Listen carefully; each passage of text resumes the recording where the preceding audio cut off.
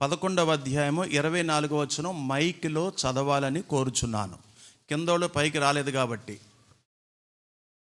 వెదజల్లి అభివృద్ధి పొందువారు కలరు, తగిన దానికన్నా తక్కువ ఇచ్చి లేమికి వచ్చువారు కలరు.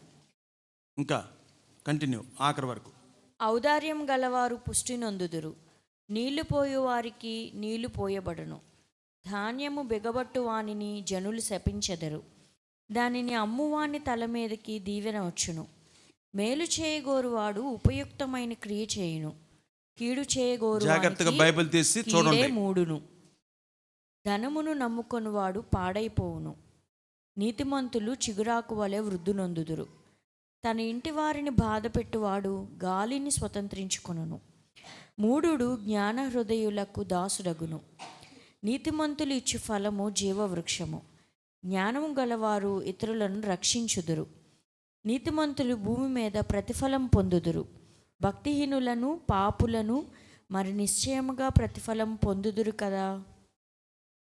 24వ వచనం బ్రదర్స్లోంచి ఒకళ్ళు ఒక్కొక్క వచనం చొప్పున చదవండి గట్టిగా. 24 ఒకళ్ళు, 25 ఒకళ్ళు, అలా.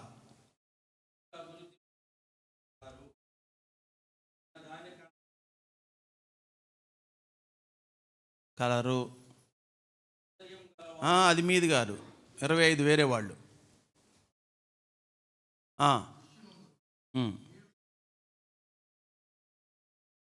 నెక్స్ట్. ధాన్యము బిగబట్టు వానిని జనులు శపించెదరు, దానిని అమ్మువాని తల మీదకు దీవెన వచ్చును. 27.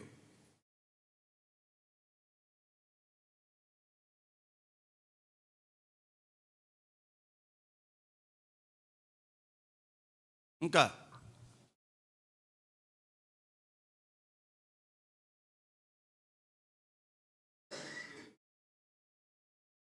నెక్స్ట్.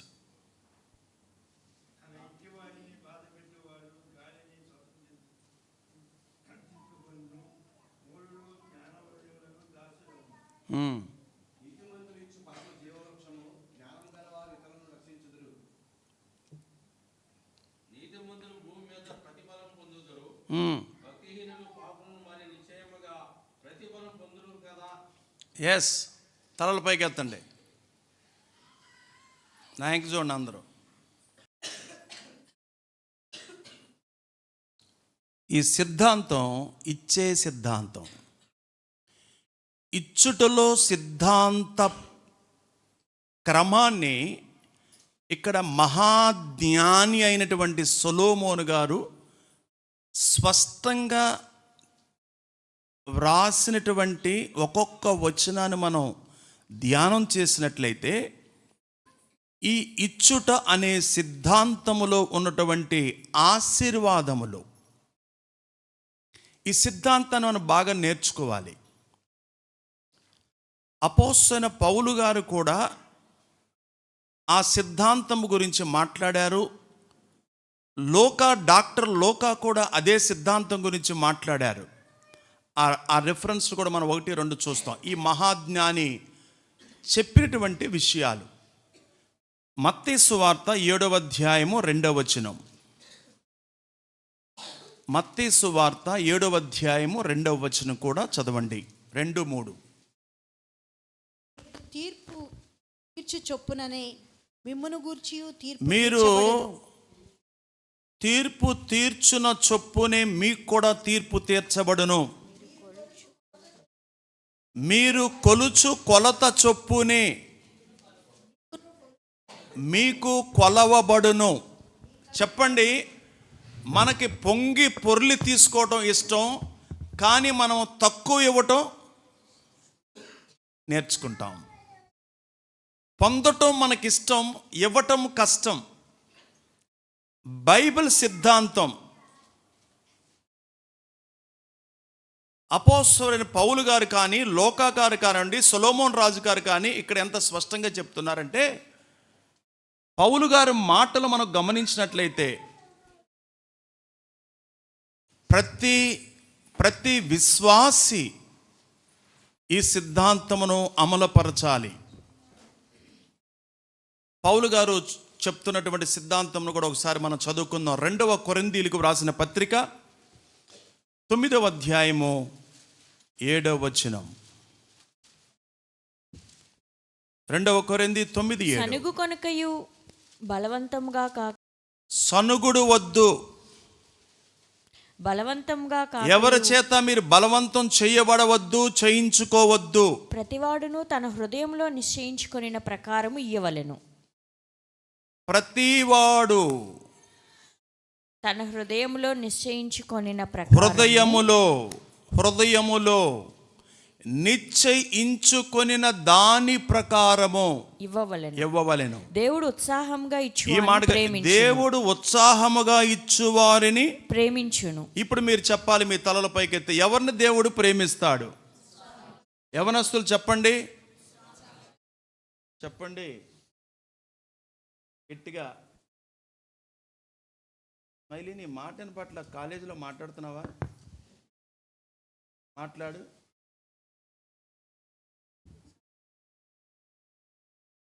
అమ్మా శ్రీలక్ష, అమ్మాయి ఇంట్లో అలాగే మాట్లాడిద్దా? యవనస్తులారా, మీరు ఉత్సాహముగా పని చేయండి. దేవుడికి ఉత్సాహముగా మీరు మీ శక్తిని వాడండి. ఉత్సాహముగా మీ తలాంతులను ఖర్చు పెట్టండి. మీ సమయాన్ని ఇవ్వండి. మీ ప్రయాస మీరు ఖర్చు పెట్టండి దేవుడి కొరకు. మీ ధనమును ఇవ్వండి దేవుని సేవ కొరకు. హృదయములో నిశ్చయించుకున్నది, సనుగుతూ కాదు. హృదయములో అంటే దేవుని ఆత్మ ప్రేరణను బట్టి మీ శ్రమను విత్తండి. విత్తితే అది ఫలిస్తుంది. నీరు పొయ్యండి, ఫలాలిస్తూనే ఉంటుంది. రోజు నీరు పొయ్యండి, నీరు పోస్తూనే ఉండండి, ఫలాలు పొందుతూనే ఉండండి. మీరు పని చేస్తూనే ఉండండి, జీతాన్ని పొందుతూనే ఉండండి. ఇవ్వబడి అనే సిద్ధాంతం మనం నేర్చుకుంటున్నాం. పౌలు గారు అదే చెప్పారు. ఎవరిని ప్రేమిస్తున్నాడో దేవుడు చెప్పాడు. ఆయనకి ఇష్టం అది చెప్పాడు. ఉత్సాహముగా పని చేయవారిని ప్రేమిస్తాడు, ఉత్సాహముగా ఇచ్చేవారిని ప్రేమిస్తాడు. ఉత్సాహముగా ఆయన ఇచ్చిన తలాంతులను దాచుకోకుండా, ఆయన ఇచ్చిన జ్ఞానమును లేక ఆయన ఇచ్చినటువంటి వరములను, తెలివితేటలను దేవుని కొరకు ఇచ్చుట ద్వారా ఆయన సంతోషిస్తాడు. ఉసూరుమంట సనుగుతూ గొనుగుతూ పరిచర్య చేయకూడదు. ఉసూరుమంటూ సనుగుతూ గొనుగుతూ దేవుడికి కానుకలు దశంభాగాలు ఇవ్వకూడదు. ఇవ్వటము కంటే మీ దగ్గర ఉంచుకోవటం అది మంచిది. ఒక పాపములో ఉన్న వ్యక్తి ప్రభు బల్లకి దూరంగా ఉండటం ఎంత మంచిదో, కానుక పెట్టిలో కానుక వేయకుండా ఉండటం నీకు మంచిది. అది నీకు ఆశీర్వాదము కాదు. నీ పాపాన్ని వదిలిపెట్టి వచ్చి నువ్వు ప్రభు బలలో చేపెట్టు, నువ్వు దేవుడికి కానుకవు. దేవుడికి ఏం తక్కువ కాదు. దేవుడి పని ఎప్పుడు ఆగదు. ఇది నీ సొంత పని కాదు. ఇది మన సొంత ఫ్యాక్టరీ, సొంత సంఘం కాదు. ఇది దేవుడి పని. దేవుణ్ణి సంతోష పెట్టే యాంగిల్స్లో ఆలోచిస్తూ, వాక్యానుసారముగా దేవుణ్ణి మహిమపరిచే విధానంలో మనం మాట్లాడుతూ, అలాంటి దూరదృష్టి కలిగి సంఘ క్షేమాభివృద్ధి కొరకు మనం ఆలోచన చేయగలిగినప్పుడు విజయోత్సవముతో దేవుడు ఎక్కడా లోటు లేకుండా ముందుకు నడిపిస్తాడు. ఎవరిని వాడుకోవాలో వారిని దేవుణ్ణి వాడుకుంటాడు. ఈ సత్యాన్ని మీరు గమనించాలి. ఈ దాతృత్వము ద్వారా దైవ భక్తిని, ఈ దాతృత్వము కలిగిన వారి, భక్తి గలవారు పొగడబడ్డారు. ఈ దాతృత్వము కలిగినటువంటి విశ్వాసులు గణపరచబడ్డారు. బైబిల్లో ఉన్నవి ఇవన్నీ కూడా మన సొంత మాటలు మనం మాట్లాడుకుంటే కుదరదు. విత్తండి, అభివృద్ధి చెందుతుంది. నేలలో మీరు విత్తండి, డబ్బును విత్తండి, బ్యాంకులో పెట్టుబడి పెట్టండి. అది మీకు వడ్డీతో సహా మీకు డబ్బులు ఇస్తుంది. మీరు ప్రేమను విత్తండి, మీరు ప్రేమను కోస్తారు. క్షమించండి, వారు కూడా మిమ్మల్ని క్షమిస్తారు. వారిని ప్రేమించండి, వారికి ఇవ్వండి, సహాయము చేయండి, ఆశించి ఇవ్వకండి. మీరు తప్పకుండా ఫలాన్ని అనుభవిస్తారు. నేను మొన్న రామరపళ్ళు అనుకుంటూ చెప్పాను, ముఖ్యంగా ఎవరైనా మరణించినప్పుడు వాళ్ళ దగ్గర ఎంత డబ్బున్నా లేనోళ్ళైనా ఉన్నవాళ్ళైనా ఎవరైనా కానీ ఆ టయానికి వాళ్ళు బాధల్లో ఇబ్బందుల్లో ఉంటారు కదా. ఆ టైంలో ఏదో అలా కనపడి వెళ్ళిపోయే బ్యాచ్, కొంతమంది బ్యాచ్ ఉంటుంది, పేరుకి వచ్చి వెళ్ళిపోతూ ఉంటారు కొంతమంది. హృదయపూర్వకము ఒక క్రైస్తవుడుగా నిజంగా క్రీస్తు యేసు రక్తములో కడగబడిన వారు ఎవరైనప్పటికీ కూడా అక్కడ నిలబడి అక్క పర్యవేక్షణ చేస్తూ అక్కడ లోటుపాటులు ఏంటో మనం ఎంక్వైరీ చేస్తూ వారి కుటుంబము కొరకు 20 మందా 30 మందా 50 మందా వారికి మనము కనీసం భోజనం ఏర్పాటు మనం చేయాలి. 1500, 2000, 3000 కన్నా ఎక్కువ అవ్వవు. ఒక నలుగురుగా విశ్వాసులు మాట్లాడుకోవాలి, ఒక 5 బ్రదర్స్గా మాట్లాడుకొని ఆ ఏర్పాటు చేయాలి. అది కూడా చేయలేపోని నువ్వు దేవుడు ప్రేమ కలిగిన వ్యక్తివని, ఒక విశ్వాసం అని నువ్వు చెప్పుకోగలవు? రేపు నాకు కావచ్చు, రేపు నీకు కావచ్చు, ఎవరికైనా కావచ్చు. టీ చుక్క నీళ్ళు పోయలేదండి, అల్లాడిపోయాం. 2 ఇడ్లీ తీసుకొచ్చి పెట్టలేదండి, స్పృహ కోల్పోయాం. ఎంతండి దాని ఖరీదు? ఒక 50 మందికి కాయగూరలు వండితే, ఒక సాంబారు, ఒక పచ్చడి, ఒక కూర వండితే ఎంత ఖర్చు అవుతుందండి? డబ్బు కాదు, శ్రమ ముఖ్యం. ఆ 2 పూటలో 3 పూటలో చక్కగా మాట్లాడుకొని ఆచారంగా లడ్డూలు తీసుకెళ్తాం, ఆచారంగా పంచదార తీసుకెళ్తాం, ఆచారంగా స్వీట్లు తీసుకెళ్తాం, వాళ్ళు తినకపోవటం, అవి పారేయటం కాదు. నిలబడాలి. 2 రోజులైనా 3 రోజులైనా నిలబడాలి. రేపొద్దున నీకెవడు నిలబడతాడు? రేపొద్దున నాకెవరు నిలబడతారు? ఇదే ఇవ్వండి, మీ శ్రమనివ్వండి, మీ కష్టాన్ని ఇవ్వండి, మీ ప్రేమనివ్వండి, మీ దాతృత్వం మీరు ఇవ్వండి. ప్రార్థన చెయ్యండి, మీ కొరకు ప్రార్థన చేస్తారు. ఇది సిద్ధాంతం అండి, దేవుడు చెప్పే సిద్ధాంతం ఇదండి. పౌలు గారు చెప్పే మాటలు, దాతృత్వము కలిగిన వారు దేవుడి దృష్టిలో ఉంటారు. హృదయపూర్వకముగా పనిచేసేవారు, కష్టపడేవారు దేవుడు కంట్లో పడతారు.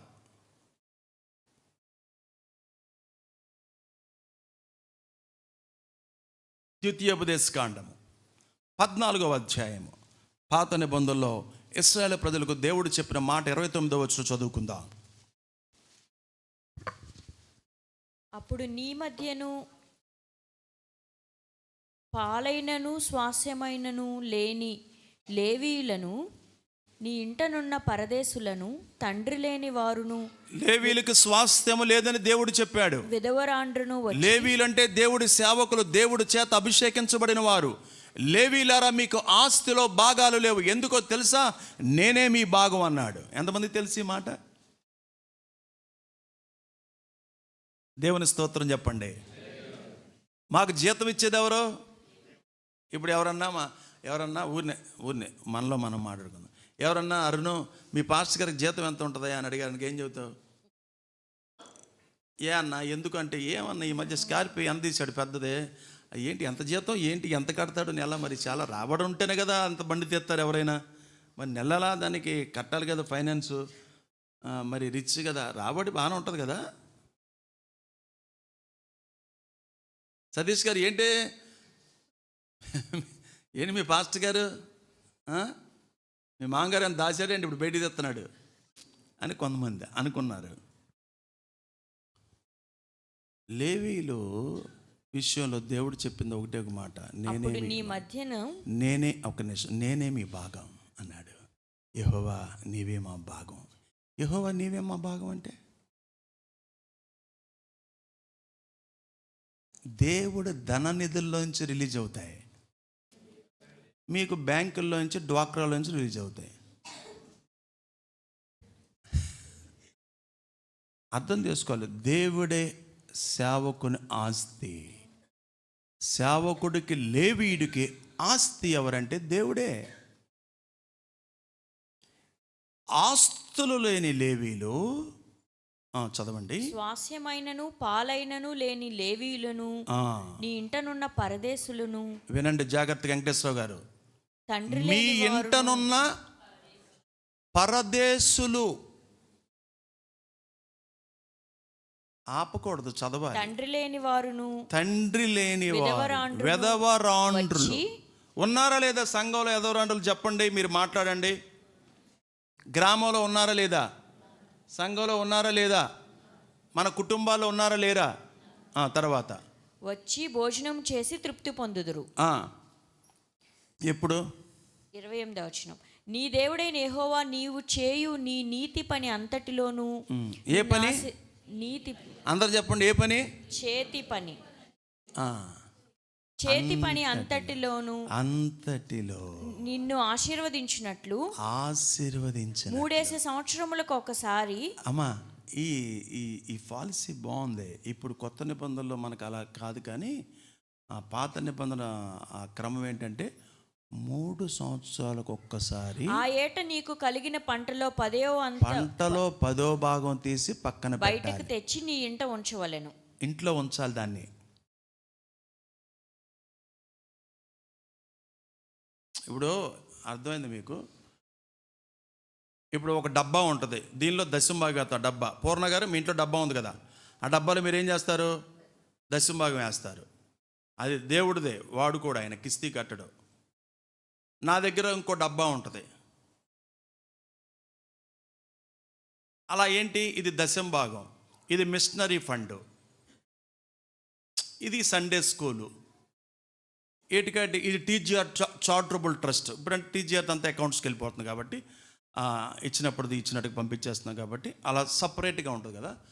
అలాగే పరదేశులు, తండ్రి లేని వారికి, వెధవరాండ్రులకు వాళ్ళు తృప్తి పొందినట్లు దేవుడు నియమించిన నియమము 3 సంవత్సరాలకు ఒకసారి మీ పంటలో నుండి 10% పక్కన పెట్టాలి. ఈ కొత్త నిబంధనలో అంటే క్రీస్తు శకములో ఈ న్యూ టెస్ట్మెంట్ చదువుతున్న మనము దేవుని భాగమును దేవునికిచ్చి పేదల కొరకు మీరు నిశ్చయించుకున్నది పక్కన పెట్టి దానిని దేవుని యొక్క మహిమ కొరకు, మీ పేరు ప్రతిష్టతల కొరకు కాక, దానిని దేవుడు నడిపింపు ప్రకారం దాన్ని మీరు ఖర్చు పెట్టాలి. ఇది నియమం. తర్వాత చదవండి. అంతేనమ్మా? ఓకే. ఇప్పుడు లోకాసు వార్త చెప్పా కదా ఎందాడ, 6వ అధ్యాయం 38వ వచనం చూడండి. లోకాసు వార్త 6:38.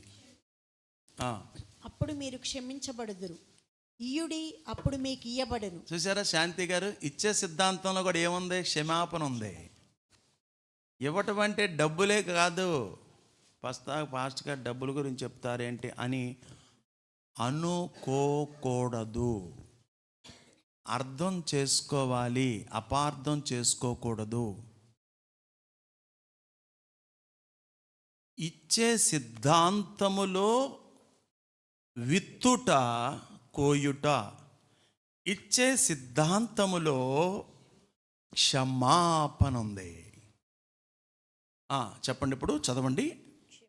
క్షమించుడి అప్పుడు మీరు క్షమించబడుదురు, ఇయుడి అప్పుడు మీకు ఇయ్యబడును. అది అణచి కుదిలించి దిగజారునట్లు నిండు కొలతను మనుషులు మీ ఒడిలో కొలుస్తారు. దేవుడి స్తోత్రం చెప్పండి. హల్లెలూయా. మీరు ఏ కొలతతో కొలుతురో ఆ కొలతతోనే మీకు మరలా కొలువబడినని చెప్పాను. హల్లెలూయా. ఇప్పుడు మరి అమ్మా క్షమించాలి కదా, క్షమించడానికి మీరు సిద్ధమేనా? నాకు ఉండాల్సిన వాళ్ళు నాకుంటారండి, మీకు ఉండాల్సిన వాళ్ళు మీకుంటారు, ఎవరికి ఉండాల్సిన వాళ్ళు వాళ్ళకుంటారు. అందరితో నేను సమాధానంగా ఉండానని నేను చెప్పలేను, మీరు కూడా చెప్పలేరు. అయితే సమాధానం కొరకు వెంటాడుతున్నాను, సమాధానం కొరకు పరుగులు తీస్తున్నాను, సమాధానం కొరకు ప్రార్థిస్తున్నాను. క్షమించడానికి నేను సిద్ధంగా ఉన్నాను. నువ్వు సిద్ధంగా ఉన్నావా? వారు సిద్ధంగా ఉన్నారా? ఏమండి, ఈ సిద్ధాంతాన్ని మనం బాగా అర్థం చేసుకోవాలి. ప్రార్థన చేస్తే ప్రార్థనకు ప్రతిఫలము దేవుడిస్తాడు. నేను వదిలేసా అంటే ప్రార్థన చేయలేవు. ప్రార్థన చేయాలి. ప్రభువా, నాకు సమాధానం కావాలి, నేను క్షమించడానికి సిద్ధంగా ఉన్నాను, వారిని ప్రేమించడానికి, నా ప్రేమను వాళ్ళకి ఇవ్వడానికి, నా ప్రేమను షేర్ చేయడానికి సిద్ధంగా ఉన్నాను, నా కష్టాన్ని వాళ్ళకి షేర్ చేయడానికి సిద్ధంగా ఉన్నాను, నా ప్రార్థన వాళ్ళకి ఇవ్వడానికి సిద్ధంగా ఉన్నాను, ప్రార్థిస్తూనే ఉన్నాను. నా కష్టం, నా శ్రమ, నా ప్రయాస, నా ఆందోళన అంటే టెన్షన్, నా యాంగ్జైటీ అంతా వాళ్ళ కోసమే ప్రభువా. మన ప్రార్థన అంశాలు తెల్లారులేకితే ఏముంటాయి ప్రార్థనలో అంశాలు?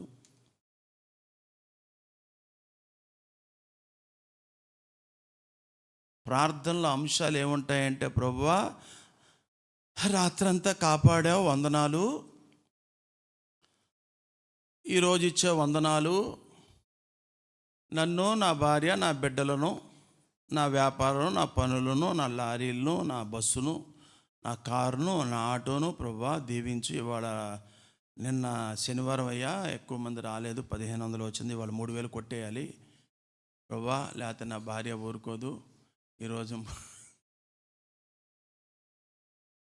లేదయ్యా, లోన్స్ ఉన్నాయ్యా, ప్రభాకర్ గారు, అయ్యా సత్యం, లోన్స్ ఉన్నాయి నాయన, తిరగదయ్యా, తప్పదయ్యా, నడు నొప్పైనా అని అనడా? శ్రీదేవ్ అనడా? అంటాడు. గట్టిగా నోటితో చెప్పు. ఏంటి ఈ మధ్యన అవట్లా నువ్వు? తప్పు కాదు, కష్టపడుతున్నారు అనడా? అంటాడు. బాధ్యతలున్నాయి, కష్టపడుతున్నాడు ప్రభువా.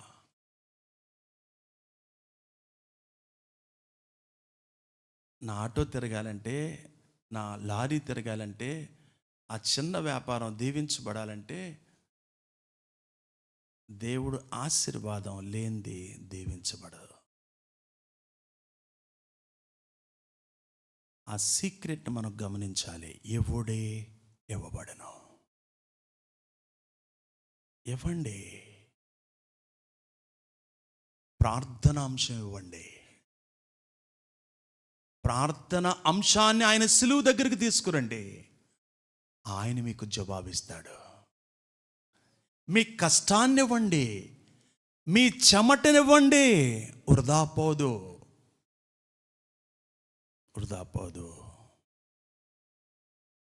తప్పు అని గ్రహిస్తే పశ్చాత్తాపడదాం, క్షమాపణ అడుగుదాం, అది వేరే విషయం. కానీ ఇక నుండి అయినా ఈ నూతన సంవత్సరంలో ప్రభువా, నేను భయంతో కాదు విత్తేది, ప్రభువా నేను సనుగుడుతో పిసినారి గొట్టితనంగా కాదు, నీ పని అంటే పరుగులు తీస్తాను, నీ పరిచర్య అంటే పరుగులు తీస్తాను. ప్రభువా నీకు ఇవ్వటం అంటే ఛాన్స్. రాత్రి గుణదల బ్రాంచ్ వారితో కూర్చొని ప్లాన్ చేశాం. ప్రార్థన అయిన తర్వాత, అమ్మా మనది చిన్న హాల్ కదా, ఇది మీరు కూర్చొని పేరంటానికి ఎలా పిలుస్తారో మీరు అందరు కలిసి పిలవండి అమ్మా, ప్రేమతో నవ్వుతూ.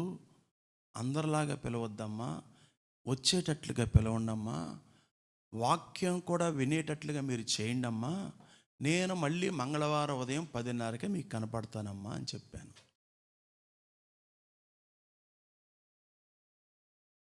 ఇవన్నీ చెప్పకముందు ఒక వెధవరాలు తీసుకొచ్చి 500 ఇచ్చింది. 500 అని తర్వాత చూశానులే, కానీ మామూలుగా ఇచ్చింది. ఎందుకమ్మా? వద్దు ప్లీజ్ అమ్మా, నీ దగ్గర ఉంచుకో, నీ దగ్గర వద్దు. అన్నిట్లో ఫస్టే ఆమె. సొంత ఇల్లు ఉందా? జీతమా, అన్నిట్లో ఫస్టే. కానీ ఏమీ కుదవలేదు, ఏమీ కుదవలేదు. ఈరోజు హాస్పిటల్కి వెళ్ళి ఒక 50,000 కూడా ఖర్చు పెట్టుకోలేదు. ఆ మనస్సులో ఉన్నటువంటి ఆ దేవుని ఆత్మచేత నడిపించబడుతుంది. దేవుడి పరిచర్య పట్ల ఎవరు కాగలి అన్నారు. అమ్మా, వంటతను వస్తాడు కానీ కూరగాయలు కోసి గిన్నెలు అన్నీ కడగాలి కదమ్మా, చాలా ఈ రోజుల్లో కష్టం కదా, ఒకళ్ళకి 700 అడుగుతున్నారమ్మా. వద్దండి, మేము చేస్తాం, మేమే కూరగాయలు కోస్తాం, మేమే క్లీన్ చేసుకుంటాం, ఇవన్నీ మేము చూసుకుంటాం.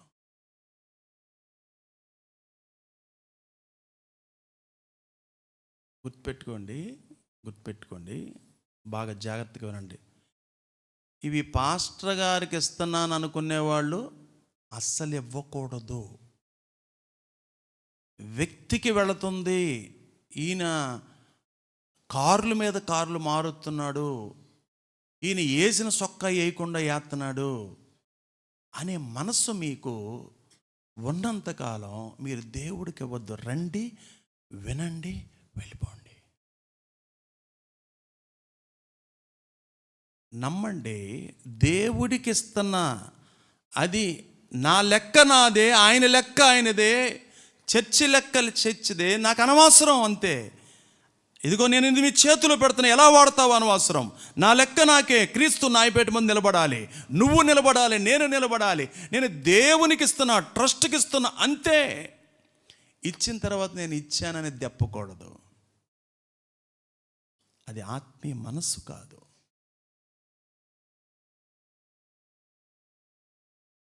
ఇదిగో ఈ పోడియం నాదే, ఈ రోజున పాస్టర్ గారు లైవ్లో కనపడుతున్నాడు, అది అందంగా కనపడుతుంది పోడియో, నేనే చేయించాను సవయ్య గారు అంటే రండి తీసుకెళ్ళిపోయా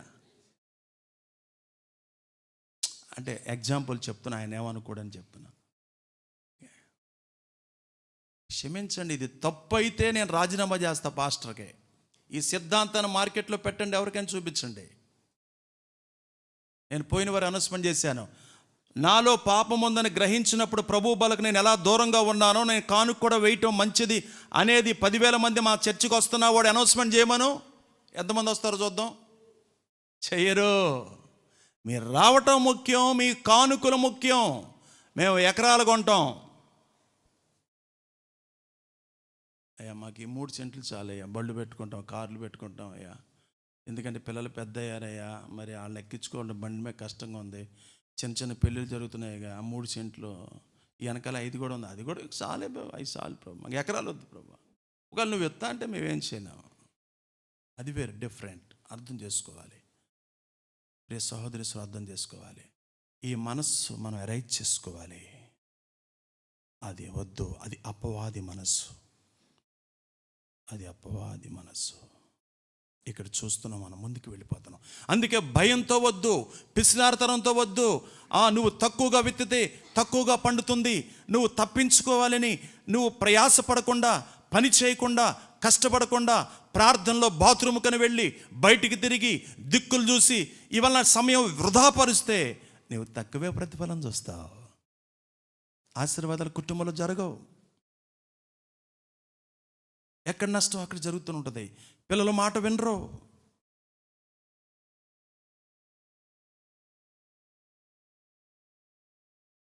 ఏకరీతిగా నీళ్లు పోయాలి, ఏకరీతిగా నీళ్లు పోయాలి.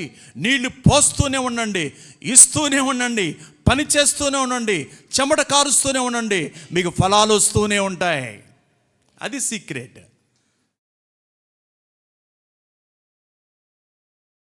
సామెతల గ్రంథం 22:9.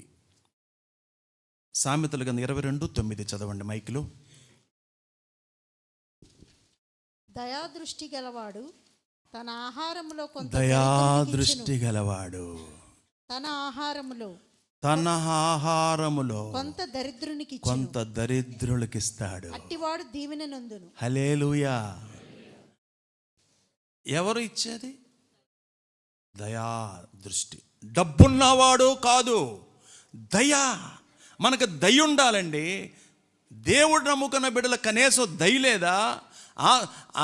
జ్వరంతో నీ పక్కన ఉన్న సహోదరి ఉంటే 2 ఇడ్లీ కొని ఇవ్వలేవా?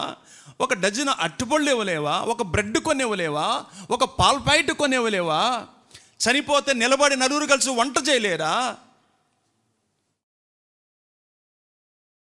ఏవో పెద్ద పెద్ద మనం మాట్లాడుకుంటాం, చిన్న చిన్నవి జరగట్లేదండి. నేను చూస్తూ ఉన్నాను కాబట్టి చెప్తున్నాను. మీకు ఇంత ధైర్యంగా, ఇంత కాన్ఫిడెన్స్గా ధైర్యంగా చెప్తున్నాను. మీరు అర్థం చేసుకోవాలి, పెద్ద పెద్ద కాదు, చిన్న దాంతోనే మనం ప్రారంభం అవుతుంది సేవ. ఏమన్నాడు? తన దానిలోంచి కొంత దరిద్రుడికి ఇస్తాడు, అట్టివాడు దీవించబడతాడు. అంటే హృదయాంతరంగములను చూసేవాడు, హృదయ ఆంతరంగమును చూసేవాడు దేవుడు. హృదయాన్ని చూసేవాడు దేవుడు, హృదయాన్ని చూసేవాడు దేవుడు. దేవుడు కృపను అనుభవిస్తున్నాను, నా పిల్లలు అనుభవిస్తున్నారు. దేవుడు కృపను నేను అనుభవిస్తున్నాను, నా పిల్లలు అనుభవిస్తున్నారు. కాబట్టి నేను ఇతరులతో పంచుకోవాల్సిందే. దేవుడు నన్ను దీవించాడు, నేను ఇతరులకి ఇవ్వాల్సిందే, షేర్ చేసుకోవాలి. లేని స్థితిలో ఉన్నప్పుడు మీరు ఎప్పుడైనా అనుకుంటారా, అబ్బా దేవుడు ఎవరిదోనో మనకు సహాయం చేస్తే బాగుండు, బియ్యం బస్తా వేస్తే బాగుండు, ఈ నెల అద్దె కడితే బాగుండు, కరెంటు బిల్లు ఆగిపోయింది, గ్యాస్ బండ్ లేదు, ఎవరైనా సహాయం చేస్తే బాగుండు. ఎప్పుడైనా మనసులో ప్రార్థన చేసుకునే ఉంటారు మీరు. చేయత్తమంటే కొద్దిగా మీకు ఇబ్బంది, కానీ తప్పు లేదు. అలాగే ఈరోజు మంచి స్థితిలో ఉన్న నేను ఇతరులకు కూడా అలాగే అనుకుంటారని నాకు తెలియదా? మీరు నమ్ముతారో నమ్మరో, దేవుని మందిరములో ఎంతమంది ముందు చెప్తున్నాను, ప్రభువా ఈరోజు నన్ను ఏం చేయమంటావు? నా పరిచర్య ఏంటి? ఎక్కడికి వెళ్ళాలి? ఎక్కడ ఖర్చు పెట్టాలి? ఎంత ఖర్చు పెట్టాలి? ఇది అవసరమా అనవసరమా? మా పిల్లలకు కూడా చెప్పి పంపిస్తాను ఇలా, అమ్మ అవసరం, అనవసరం, అత్యవసరం. ఇది అవసరమా అనవసరమా మీరే తెలుసుకోవాలి. చిన్నపిల్లలు కాదు మీరు, మన పిల్లలకు చెప్పగలగాలి. అవసరం, అనవసరం, అత్యవసరం. అత్యవసరం ఏంటి? School fees. అత్యవసరం ఏంటి? Medical bill. అవసరమా? వాళ్ళు చేశారని మనం చేయటం అవసరమా? అది అనవసరం.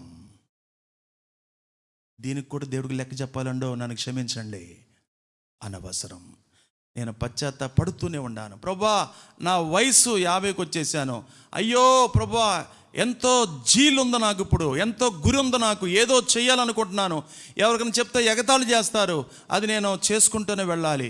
నాకు శక్తి కావాలి, మెడలో శక్తి లేదు, మెడ దగ్గర నరం వంగిపోయింది, మెడ నిలబట్టలేదు, బెల్ట్ పెట్టుకోమంటున్నారు, నా మెడ పడిపోతుంది ఎటు పడితేట్టు, నిలబెట్టమని చెబుతున్నారు, నిలబెట్టడానికి బెల్ట్ పెట్టమని చెబుతున్నారు. దేవుని కొరకు ఒక వాగ్దానం, ఒక తీర్మానం, నీ కొరకు నేను నడుస్తాను, నీ కొరకు నేను చేస్తాను, నీ కృపను బట్టే కదా ప్రభువా. ఇంకొక వాక్య భాగం 2వ కొరింథీయులకు రాసిన పత్రిక 9వ అధ్యాయము 15వ వచనం చదవండి. 15వ వచనం.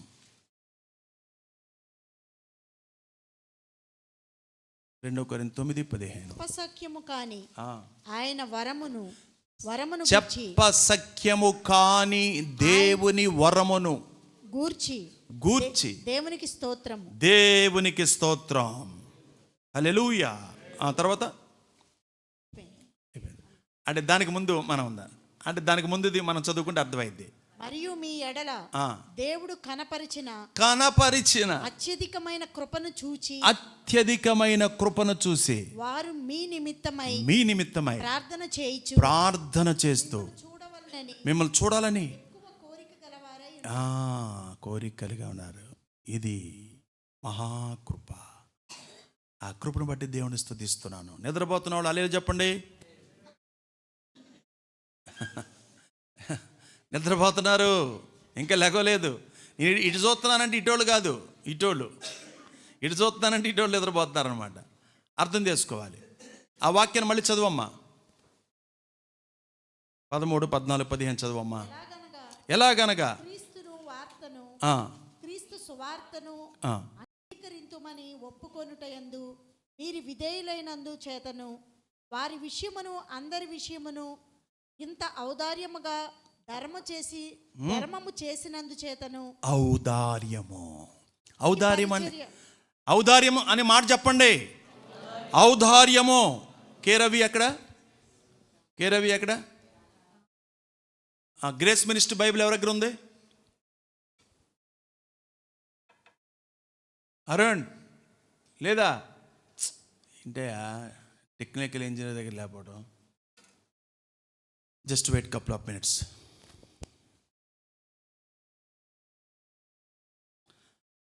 సామెతల గ్రంథం 11వ అధ్యాయము 24 వచ్చులు ఏముందంటే అమ్మా, అవే ఇక మీరు మీరు మీ బైబిల్ చూడొద్దు. ఇక అది వేరే బైబిల్, అది వేరే బైబిల్, ఇది వాడుక భాష.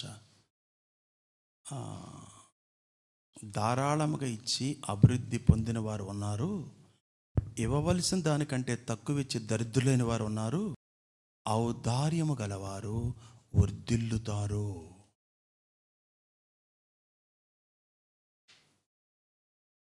పాప మీరు ఎంత అమాయకులు అంటే నాకు ఎక్కడి నుంచి వచ్చేస్తుందేమో, వాళ్ళందరూ బాగా ఇచ్చేస్తున్నా అనుకుంటే పిచ్చోళ్ళు మీరు. అసలు ఎంత అమాయకులు అంటే మీరు. ఔదార్యం అనే మనసు దేవుడు నాకు ఇచ్చాడు. బైబిల్ కాలేజ్ నుంచి ప్రారంభించాను. జాన్ పాల్ నా చొక్కాలు వేసుకున్నాడు. జాన్ పాల్ ఈ రోజున మంచి స్థితిలోకి వెళ్ళిపోయాడు. 2 అంతస్తుల డాబా కట్టాడు. అల్లుడు ఒక మంచి స్పీకర్, మంచి పొజిషన్లో ఉన్నాడు. ఒక కారులో తిరుగుతున్నాడు. బైబిల్ కాలేజీలో ఉండే సేవకుల్ని సంఘానికి తీసుకొచ్చి ఆ వాక్య పరిచర్య అందించేవాడిని. సువార్త కూడికలు పెట్టి వీధి సువార్తలకు వెళ్ళేవాడిని. అప్పటి నుంచే నా బట్టలు ఇచ్చేస్తూ ఉన్నాను. నారాయణరావు గారు ఇచ్చేస్తూ ఉన్నాను. ఇది నా పెళ్ళికి కట్టించుకున్న ప్యాంట్ షర్ట్ అనుకుంటాకి లేదు. ఎన్ని పెళ్ళిళ్ళ రోజులు అయిపోయినాయో ఇచ్చేసాను. ఇచ్చేస్తుంటే వచ్చేస్తున్నాయి. నాటు బట్టలు మాత్రమే కాదు, నా ప్రేమనిచ్చాను, నా శ్రమనిచ్చాను, నా జ్ఞానమునిచ్చాను, నా సలహాలు ఇచ్చాను. నమ్మిన వారు విన్నా వినకపోయినా ఇచ్చాను. ఏది ఇవ్వాలో ఇచ్చాను. దేవుడు ఏది ఇమ్మన్నాడో ఇచ్చాను. నన్ను గౌరవించకపోయినా ఇచ్చాను. నన్ను అవమానపరిచినా ఇచ్చాను. నన్ను లెక్క చేయకపోయినా ఇచ్చాను. మీరు నూతన సంవత్సరానికి పాస్టర్ గారికి బట్టలు పెట్టకపోయినా నాకు చాలామంది బట్టలు పెట్టేశారు. మీరేమనుకుంటారంటే పాస్టర్ గారికి మనం బట్టలు పెడతాం, రాయని అందరికి పెడుతుంటే. మా చెల్లందే శాంతి ఇక్కడే ఉంది. ఏంటమ్మా అంటే, నేను మీకేం పెడతామా, నువ్వే అందరికి ఎత్తనావుగా అన్న. అది కాదు సిద్ధాంతం. మీరు ఇవ్వాలనుకుంటే మీరు ఇవ్వటమే. నేను ఇవ్వాల్సిన వాళ్ళకి నేను ఇచ్చుకుంటా. ఎత్తడం కొయ్యటం అంతే. అందుకే మీ సొంత ప్రయత్నాలు చేయకూడదు, మీ సొంత ఆలోచన చేయకూడదు. మీరు సంఘము త్రూ చర్చ్, సంఘము ద్వారా సహాయం అందాలి. సంఘము ద్వారా. లేకపోతే మీ ఇంటికి వచ్చి తెల్లారి కూర్చుంటారు, పొగుడుతారు. ఒక ఆమె రామర్పడు, ఒక ఆమె అలాగే చేసింది. ఎందుకంటే ఒక ఆమె పొరపాటు నోరు తెలిసి పలానా ఆమె చీర ఇచ్చిందని చెప్పాము, ప్రతి ఆదివారం వెనక్కి తిరిగి చూస్తున్నాము వచ్చిందో లేదా అని. నిజమే, పేర్లు చెప్పలేను. పేర్లు చెప్తే ప్రమాదం. అది నిన్ను గౌరవిస్తారు, నిన్ను ప్రేమిస్తారు, మీ మీద ఆధారపడతారు, దేవుడి మీద ఆధారపడరాళ్ళు. ఈ సత్యం తప్పంటారా మీరు? చెప్పండి. Through church, through trust. Somprasad పిల్లలను దేవుడు చదివిస్తున్నాడంటే ఎవరో వాళ్ళకి తెలియదు. త్రూ చర్చ్, త్రూ పాస్టర్, అంతే. క్రిస్మస్కి బట్టలు కుట్టించుకోమని కొంత డబ్బులు పంపించారు అంతే. పంపించడం ఎవరో తెలీదు. అమ్మా మనం కూడా వెళ్ళి కలిసి వచ్చాం.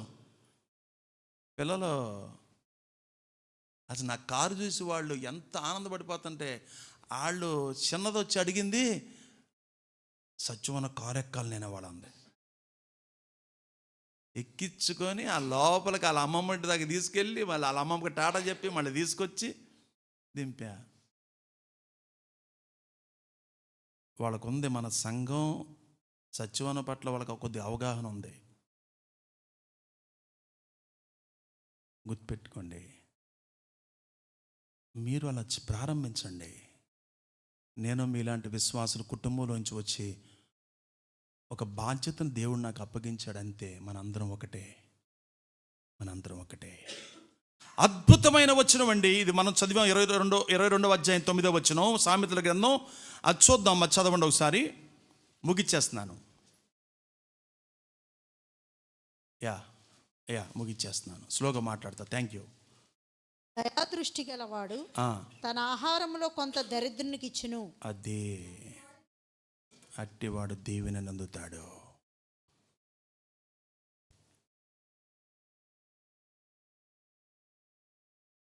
ఈ లేఖనాలను మీరు ధ్యానించండి. సామెతల గ్రంథంలో రాసుకున్నారుగా కొంతమంది, యూట్యూబ్లో ఉంటుంది, ధ్యానించండి. నేను తక్కువే ధ్యానించాను, ఈ వాడుక భాషలో కూడా తక్కువే చదివించాను. మీరు ఆ యాప్ డౌన్లోడ్ చేసుకున్నా నా మాట అంటే ఈ రోజు వరకు ఎవరు కూడా. గ్రేస్ మినిస్ట్రీ ఒక 2-3 కుమారి గారు కేర విద్య చేస్తున్నట్టున్నారు. అది వాడుక భాష. నేను ఈ మధ్య లోదరన్ చర్చిలో బైబిల్ ఎగ్జిబిషన్ పెడితే ఒక మంచి పుస్తకం 1500 పెట్టి 3 పుస్తకాలు కొనుక్కున్నాను. ఓన్లీ కొత్త నిబంధనలో బిలీవర్కి కొరకు, విశ్వాసుల కొరకు వ్యాఖ్యానం ఇంగ్లీష్లో తెలుగులోకి తర్జుమా అయింది. ఆ తర్జుమా అయింది 3 బుక్స్ అనమాట. ఇంతలో బుక్స్ 3 బుక్స్ ఓన్లీ కొత్త నిబంధనే. ఇంకా కొద్దిగా మనకు వివరణగా తెలుసుకోవడానికి కావాలంటే మీరు ఎవరన్నా ప్రయత్నం చేయొచ్చు. ముగిచ్చేస్తున్నాను చెప్పండి ఆ ఫోన్ వచ్చిన వాళ్ళకి. ప్రభు ఈ వాక్యము దీవించును గాక. ఆమేన్. ప్రార్థన చేసుకుందాం.